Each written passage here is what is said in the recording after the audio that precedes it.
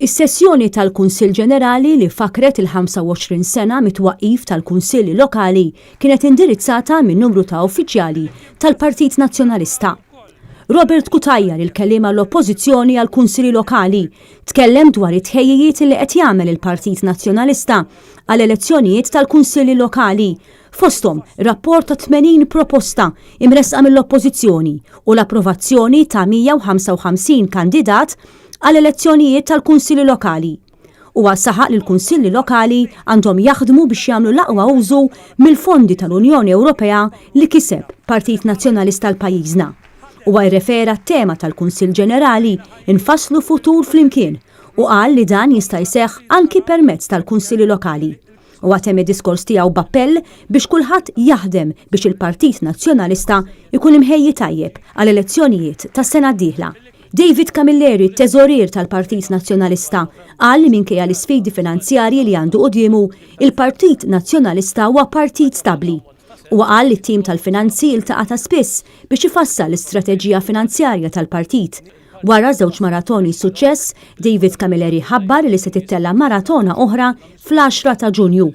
U appella lil kulħadd biex kemm jista' jkun jgħin finanzjarjament lill-Partit Nazzjonalista fid-diversi skemi li nieda sabiex il-Partit Nazzjonalista jkun imħejji tajjeb għal elezzjonijiet tas-sena d-dieħla.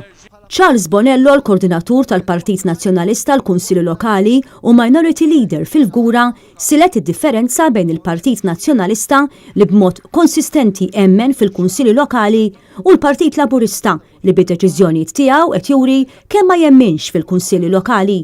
Charles Bonello faħħar lil kunsilliera lokali tal-Partit Nazzjonalista kollha, partikolarment lil dawk li huma f'minoranza jew li jinsabu bħala kunsillier nazzjonalisti waħedhom.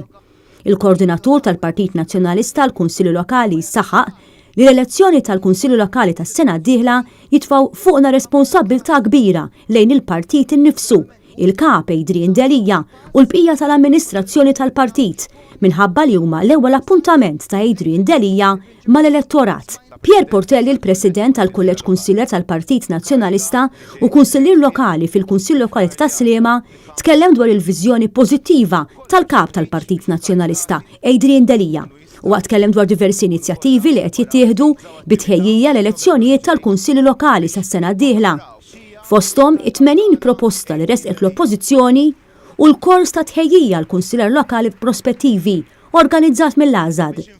U fakkar il-Partit Nazzjonalista għażel 155 kandidat għal elezzjonijiet li jmiss u ħabbar attività li ser tfakkar il-25 sena mit-twaqqif tal-Kunsilli Lokali li se ssir f'Novembru li ġej.